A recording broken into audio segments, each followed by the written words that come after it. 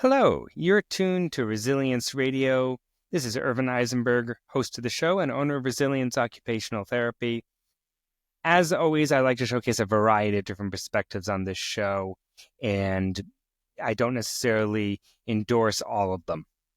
Additionally, none of it's meant to be medically prescriptive diagnostic in any way.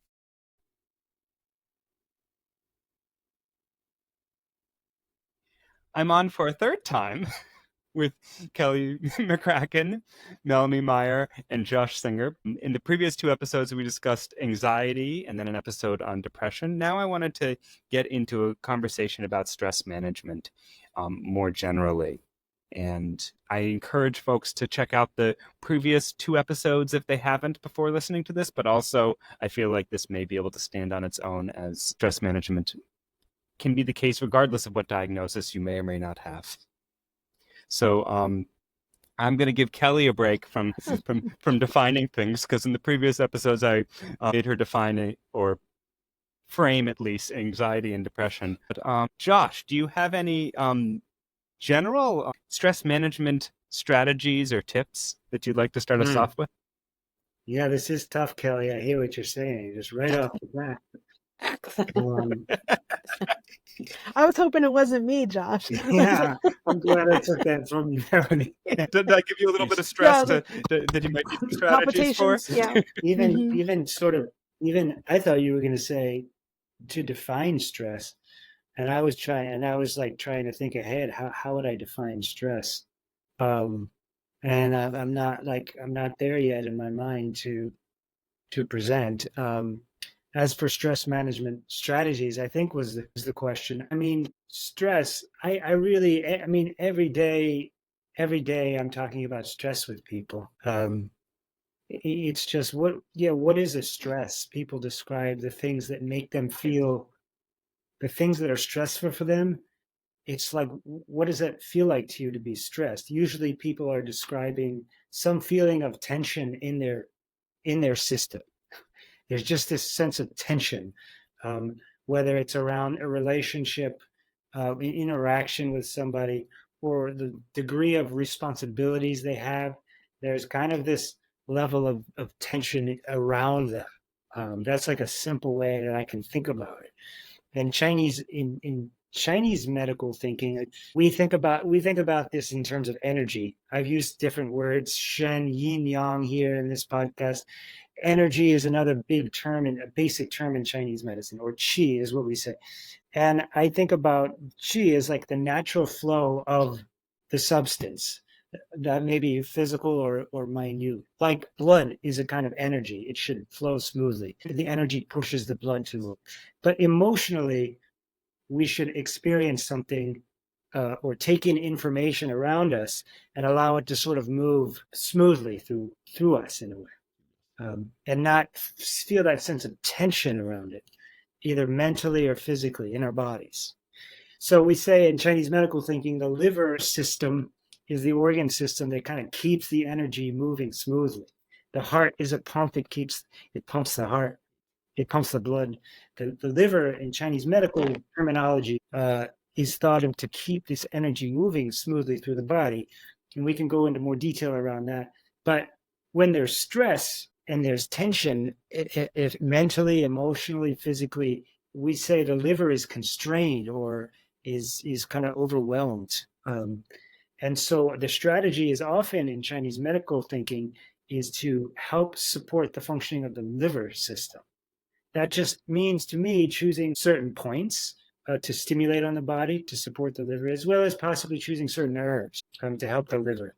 In Western herbalism, we may think about it in different terms. In Chinese medicine, it's thought of in this terms of the liver.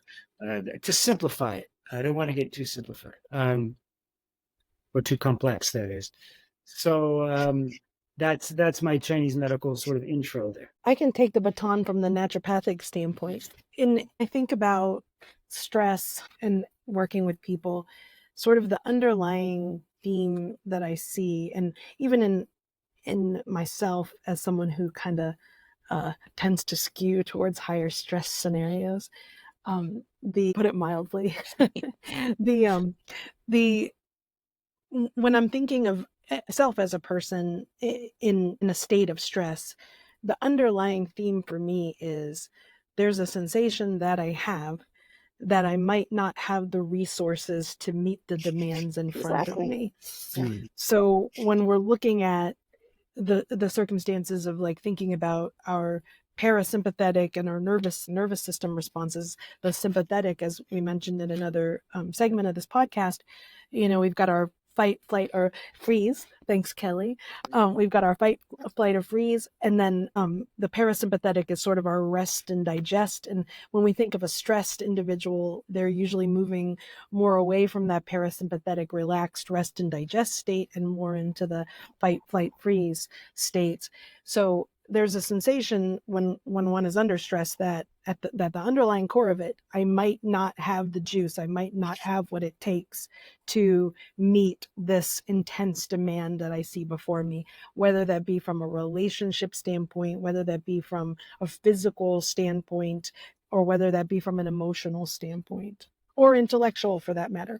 There's all of these different challenges that we're faced with, whether they're perceived or real. But stress to me is the idea that the question that I may have in my mind about whether or not I have the juice to see those stressors through in a way that's satisfactory.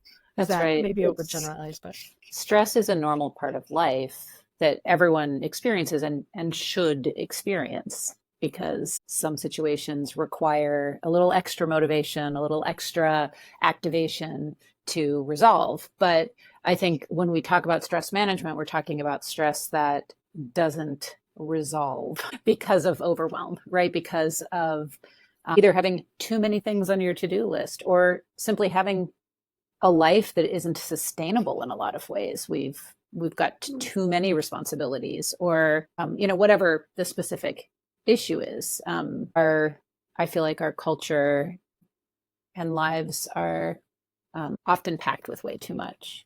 And I don't in any way, glorify living as a caveman, because I'm sure cavemen were very stressed too. They had short lives for the most part. It's hard to maintain that overwhelm for a long time. And if you can't have it's okay to be stressed during the day, you're getting stuff done. You're like, oh, wait, I've only got 30 minutes to do this.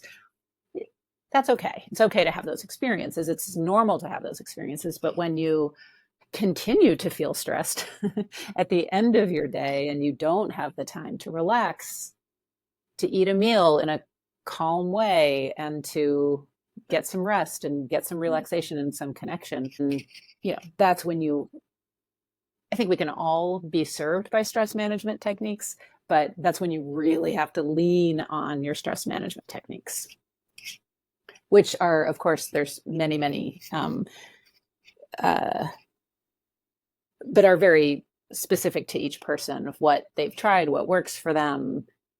I just do a lot of problem solving and suggesting around these things based on people's interests and activity levels and willingness to go see other providers, et cetera. So for someone who might say, hey, I have a lot of stress that I'm having trouble coping with, and I know I'm a unique individual, but could you start me on the path for stress management? What recommendations would you give for someone finding which tools work the best for them? I think, and you can, I think there's just like sort of a series of questions that I would ask, and depending on those answers, then probe more in that area. So like I said, and I talk to everyone about, are you interested or able or willing? And there may be financial barriers, but to go see a naturopath, to go see an acupuncturist, to go to a yoga class, to go actually like to something that is an appointment. It doesn't have to be a provider, something that you sign up and you go for movement or for, another form of care.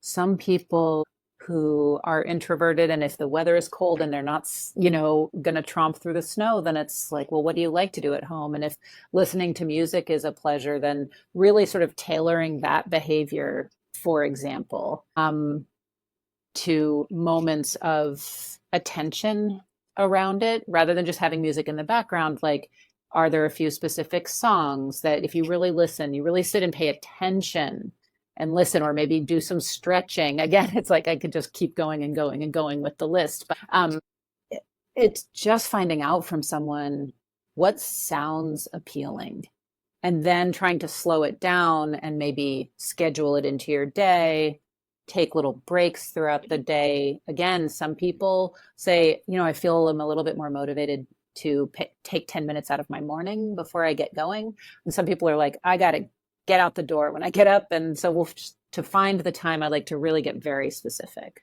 about what's going to work for somebody, and then try a few things, meet again, try a few more things.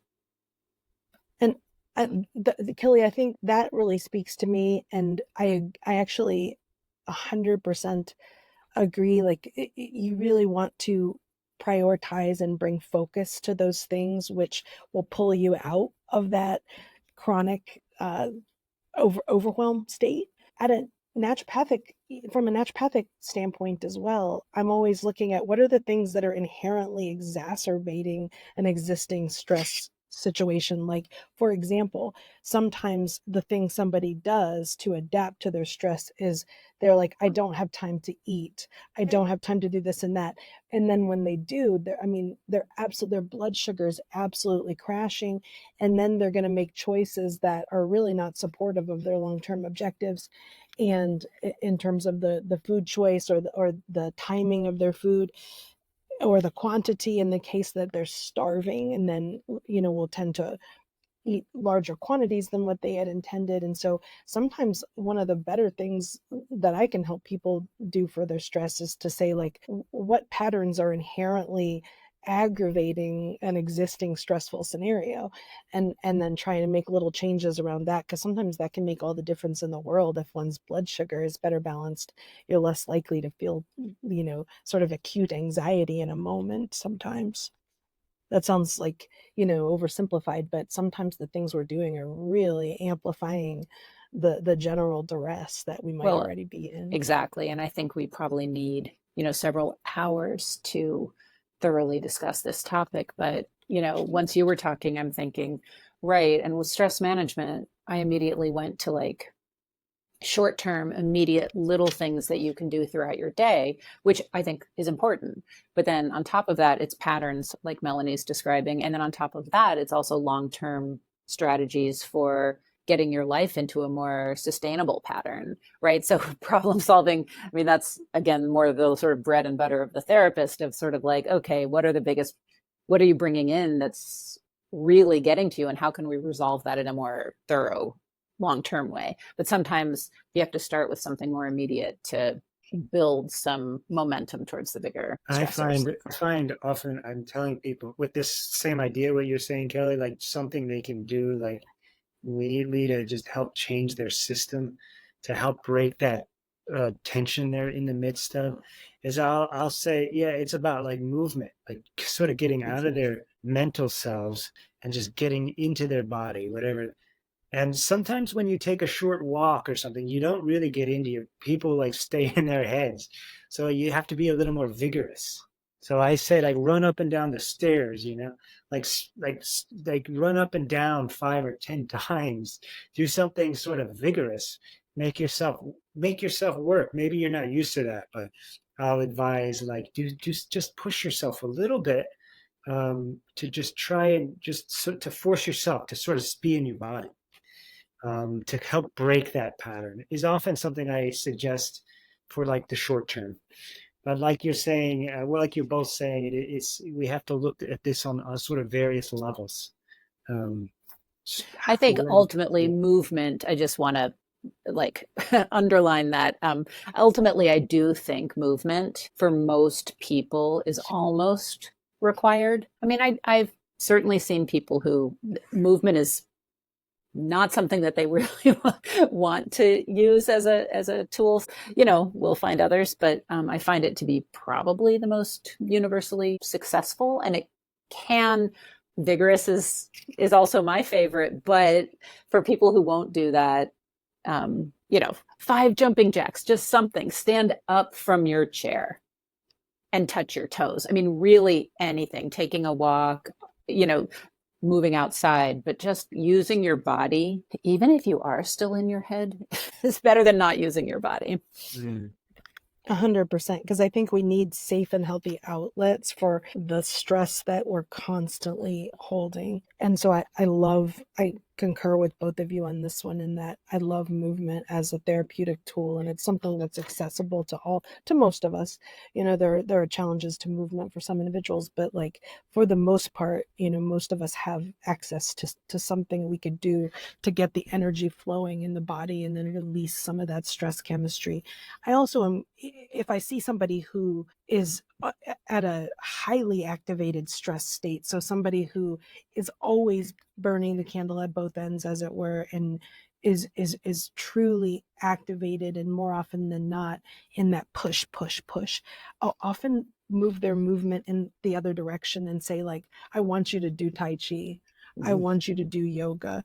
I want you to do Qigong, something that is going to slow down the nervous system a little bit, and like slow down that energy just a nudge, and engage them in thoughtful, mindful movement, because sometimes we need to take them in the other direction as well. So that's where, all of us as providers, we're looking at the unique individuals sitting before us, and movement is good across the board. Which one's best right now? And that might change in 2 months. They might then, need that, more vigorous push later. But if I see somebody that's always hyperdrived, I'll usually try to nudge them over the other way a little bit.